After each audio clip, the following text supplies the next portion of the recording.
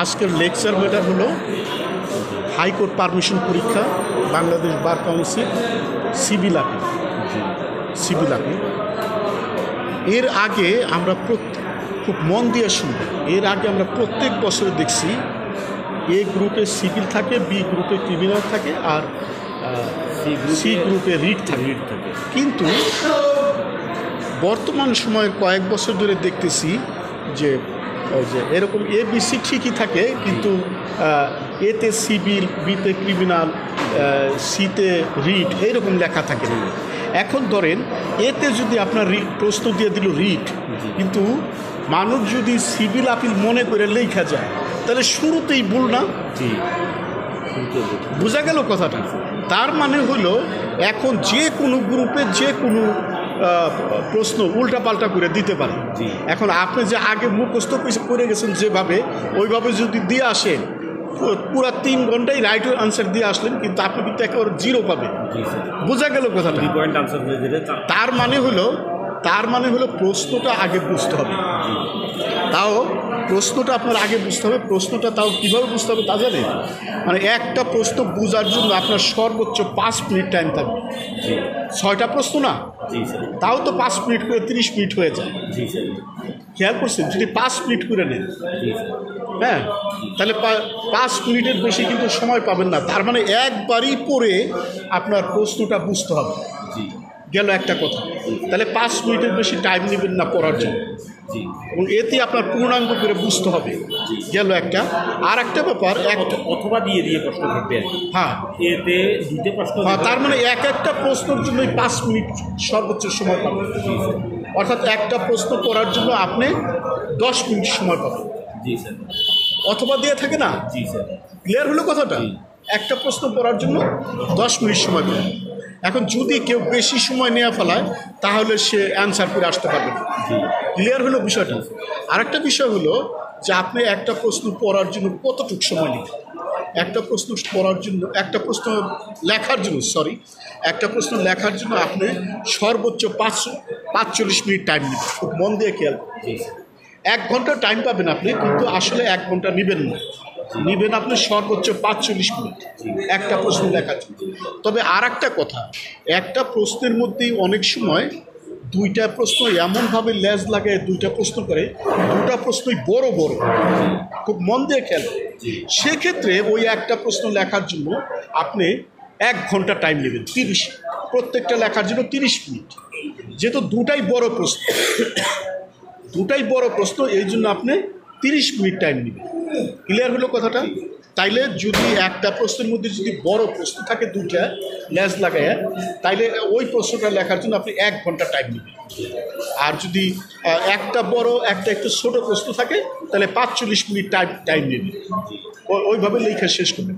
আর এই যে 45 minute time নেবেন বা 1 ঘন্টা টাইম নেবেন, সেটা এই সময়ের ভিতরে আপনি পরীক্ষায় লিখতে পারবেন কিনা, এই সময়ের মধ্যে পরীক্ষা আপনি লিখতে পারবেন কিনা, সেই বিষয়টা বাসায় আপনার অনেকবার প্র্যাকটিস করতে হবে।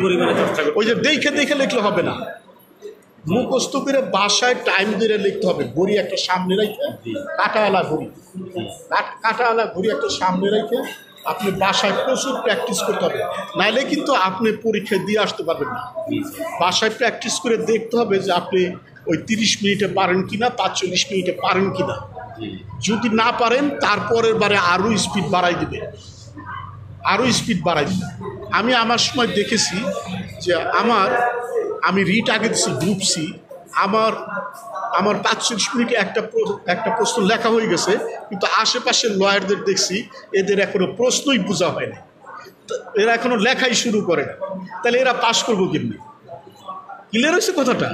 আমার একটা প্রশ্ন লেখা হয়েছে, কিন্তু 2 দিকের লয়াররা দেখতেছি যে প্রশ্ন পড়তেছে বোঝার জন্য। এখন আর পরীক্ষার হলে তো বইলে দেওয়া যায় না। দেখা যাবে আপনি বইলে দিচ্ছেন একজনকে, আপনি ফেল করছেন, এ পাস করছেন, তখন আপনার সারা জীবনের আফসোস থাকবে না? পরীক্ষার হলে কাউকে আপনি হেল্প করবেন না, যে যত বড় মাইন্ডই করবে, কাউকে হেল্প করবেন না। আমি পরীক্ষার হলে যখন ঢুকলাম, আমার আর একটা পরিচিত লয়ার ছিল, 2জনই খুবই হাসাহাসি করতেছে। একটু আগে ঢুকছি তো হাসাহাসি করতেছি, অন্যান্য লয়াররা বলতেছে আপনাদের প্রস্তুতি ভালো, আপনারা ভালো করেন। এইটা বুঝা সেরে আশেপাশের লয়াররা বলছে কি আমাদেরকে একটু প্রশ্ন ধরাই দিয়ে লেখাটা একটু দেখায়, আমরা খালি হাসছি। তো পরীক্ষার ফলে কাউকে দেখানোর সুযোগ নেই, কাউকে বলে দেওয়ার সুযোগ নেই। ক্লিয়ার হচ্ছে কথাটা? আর টপ শিটটা একদম নির্ভুলভাবে ফিল আপ করবেন। খুব ভালো পরীক্ষা দিয়েছেন কিন্তু এই টপ শিটে ভুল, তখন কিন্তু আপনি 0 পাবেন। এটা জানেন তো, এই টপ শিটটা ভুল। তাহলে এখন এতে যে সিভিল আপিল থাকবে তার নাও হইতে পারে, কিন্তু জি স্যার, যদি লেখা না দেয় জি স্যার, এতে তো রিটও থাকতে পারে। থাকতে পারে। আমি বুঝাইতে পারছি কথাটা? জি হ্যাঁ, বা পোস্টম্যানও থাকতে পারে। থাকতে পারে। ক্লিয়ার হচ্ছে কথাটা? যেহেতু উপরে লেখা দেয় না, জি।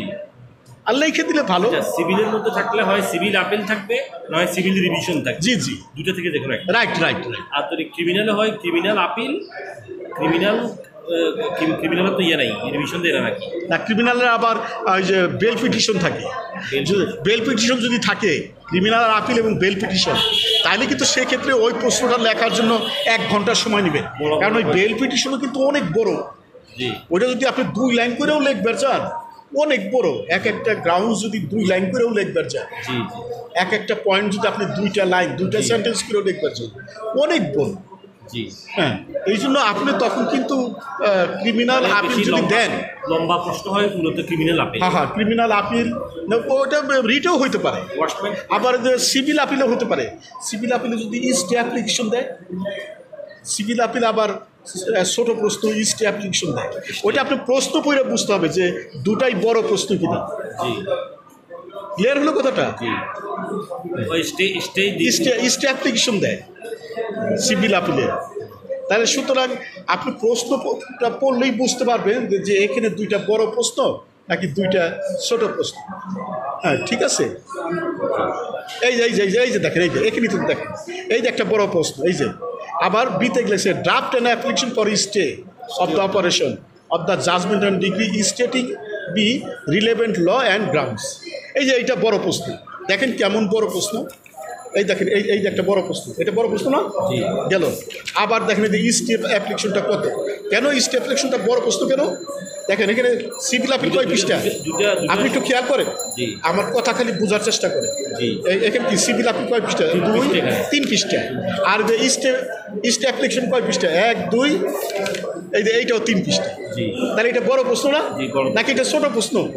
তাহলে এইটা লিখতে গেলে আপনার আধা ঘন্টা পুরা 1 ঘন্টা ছাড়া আপনি পারবেন? তাও বাসায় প্র্যাকটিস করা লাগবে, বাসায় অনেকবার মডেল টেস্ট দেওয়া লাগবে, তাইলে আসেন আপনি পারবেন। আবার অনেক সময় দেখা যায় যে এখানে একটা ছোট প্রশ্ন দিয়ে দেন। এই দেখেন এখানে ছোট্ট একটা প্রশ্ন দিয়ে দেন, তখন আপনি 5-20 মিনিট টাইম নেবেন, তখন কিন্তু আপনি 1 ঘন্টা টাইম নেবেন। আমি বুঝাইতে পারছি কথাটা? ক্লিয়ার বিষয়টা? তার মানে সিভিল আপিলেও আপনার এই যে বড় প্রশ্ন থাকতে পারে। জি। এই তার প্রমাণ বুঝছেন? আর এইটা কি আপনি বাসায় প্র্যাকটিস ছাড়া আপনি 1 ঘন্টায় লেখা পারবেন? আপনি আমাকে লেখা দেখান তো, আপনি খালি মুখস্থ করে আমাকে লেখা দেখান তো, 1.5 ঘন্টার সময় লাগবে আপনার যদি বাসায়। আর একটা প্রশ্ন লেখার জন্য 1.5 ঘন্টা যদি নেন, অন্য 2টা প্রশ্ন কখন সময় দিবেন? অন্য সময় দিতে পারবেন? তাহলে বাসায় কী পরিমাণ প্র্যাকটিস।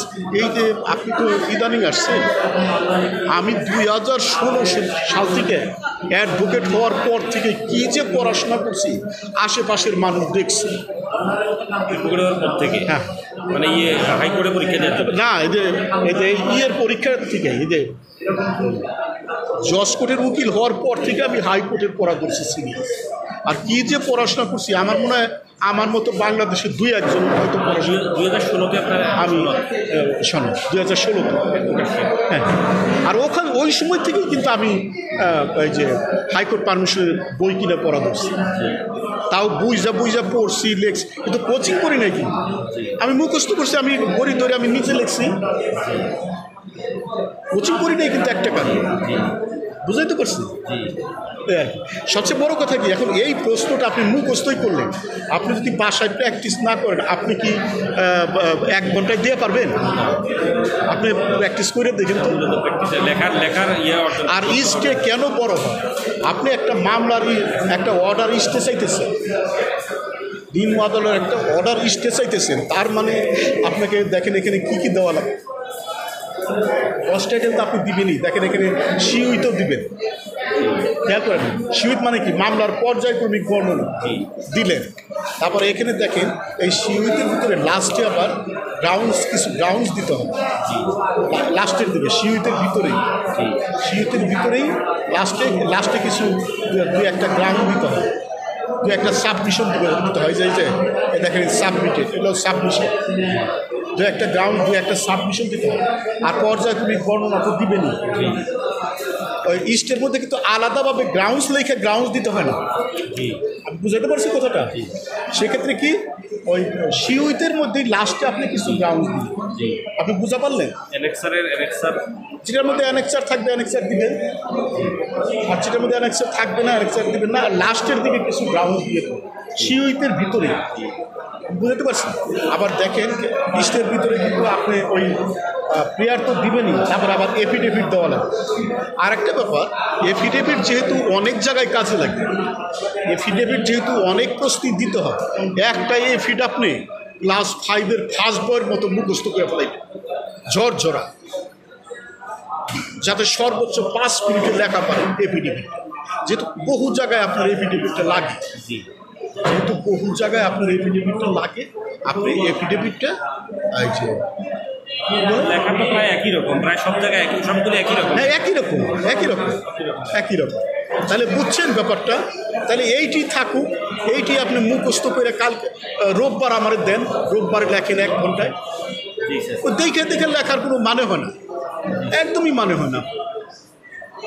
দেখে আপনি মুখস্থ করে লেখেন, ওই টাইম ধরে মুখস্থ করে আগে বুঝবেন, বুঝা সেরে মুখস্থ করবেন একেবারে ঝরঝরা। এরপরে আপনি টাইম ধরে খালি লিখবেন যে আমি টাইম ধরে পারি কি।